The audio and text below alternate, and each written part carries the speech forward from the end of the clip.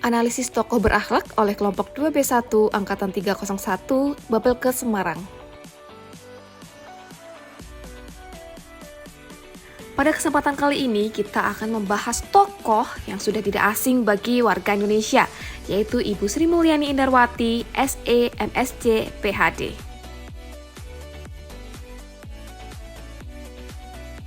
Ibu Sri Mulyani Indarwati lahir di Bandar Lampung tanggal 26 Agustus 1962. Beliau memiliki seorang suami bernama Bapak Tony Sumartono. Beliau menempuh pendidikan SMP di Negeri 2 Bandar Lampung, SMA di Negeri 3 Semarang, serta merupakan sarjana ekonomi di Universitas Indonesia. Beliau melanjutkan pendidikan Master of Science of Policy Economics di University of Illinois Urbana-Champaign, USA.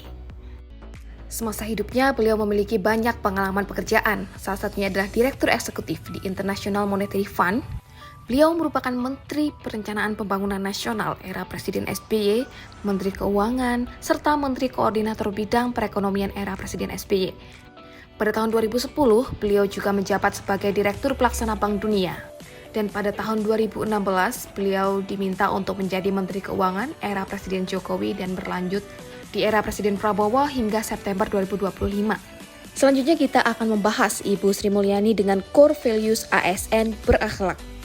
Poin pertama yang akan kita bahas pada kali ini adalah berorientasi pelayanan.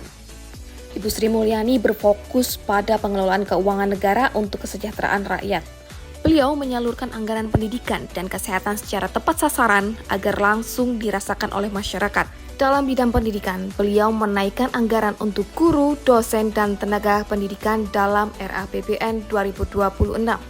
Alokasi dana yang sebelumnya 178,7 triliun rupiah, kini berubah menjadi 274,7 triliun rupiah.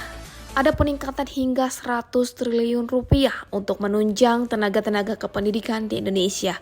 Selanjutnya, sebagai Menteri Keuangan Republik Indonesia, Sri Mulyani Indarwati secara konsisten menunjukkan pengalaman nilai akuntabel dalam setiap kebijakan dan pengelolaan keuangan.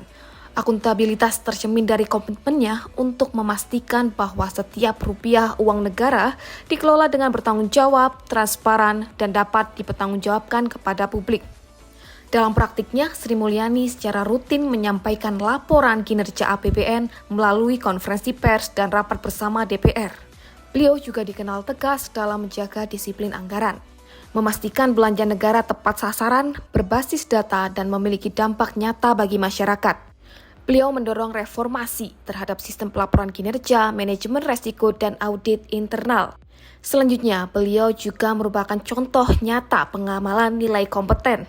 Nilai kompeten tercermin dari penguasaan pengetahuan, keterampilan, dan kemampuan untuk terus belajar dan beradaptasi menghadapi perubahan lingkungan strategis, baik nasional maupun global.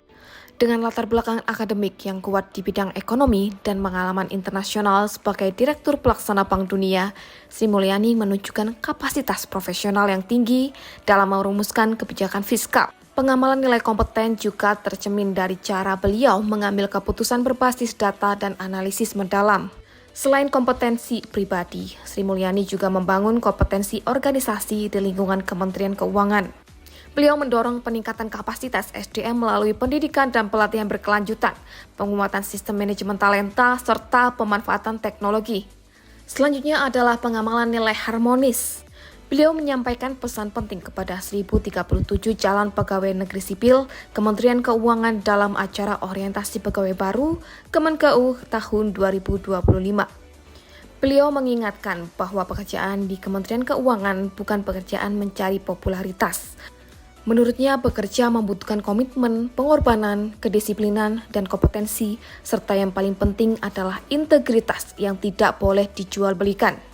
5 nilai Kementerian Keuangan penting untuk diinternalisasikan dan tertanam di jiwa masing-masing. Selanjutnya adalah pengamalan nilai loyal. Menanggapi tantangan zaman, Menteri Keuangan juga mengingatkan pentingnya kompetensi dan integritas dalam mengelola pajak dan belanja negara. Pejabat Kemenkeu diminta untuk menjaga agar setiap keputusan yang diambil dapat dipertanggungjawabkan. Di era digital, pengelolaan data dan teknologi juga menjadi faktor kunci dalam mendukung efisiensi dan keamanan sistem keuangan negara. Beliau mengingatkan kepada pejabat yang baru dilantik untuk tidak pernah lelah mencintai Republik Indonesia dan menjalankan tugas dengan penuh tanggung jawab demi mewujudkan negara yang adil, makmur, dan berkeadilan bagi rakyat Indonesia. Jaga nama diri, nama baik keluarga, nama Kementerian Keuangan, dan nama baik Indonesia. Dalam pengamalan nilai adaptis, beliau secara konsisten mendorong digitalisasi sistem perpajakan dan keuangan negara. Ini bertujuan untuk meningkatkan efisiensi, transparansi, akuntabilitas dalam pengelolaan fiskal. Beberapa langkah dalam upaya digitalisasi ini meliputi yang pertama, penguatan sistem inti administrasi perpajakan atau core tax system. Yang kedua, cash management system atau CMS, serta penggunaan e-government untuk layanan e-billing, e-filing, dan e-procurement. Melalui digitalisasi ini, inovasi yang diterapkan oleh pemerintah diharapkan dapat meningkatkan kepatuhan pajak sukarela, meminimalisir potensi kebocoran pendapatan negara, dan menyediakan layanan publik yang lebih cepat dan mudah bagi masyarakat. Dalam hal kolaboratif, Sri Mulyani mengimplementasikan sinergi yang kuat antara pemerintah, baik antar kementerian atau lembaga, sektor swasta, serta UMKM dalam berbagai kebijakan dan programnya. Sinergi ini diwujudkan melalui pembangunan infrastruktur. Pemerintah menyadari bahwa pembiayaan infrastruktur tidak bisa hanya mengandalkan APBN. Oleh karena itu, partisipasi aktif sektor swasta didorong melalui skema public-private partnership secara berkelanjutan. Selain itu, juga ada insentif fiskal dan penyediaan kredit usaha rakyat.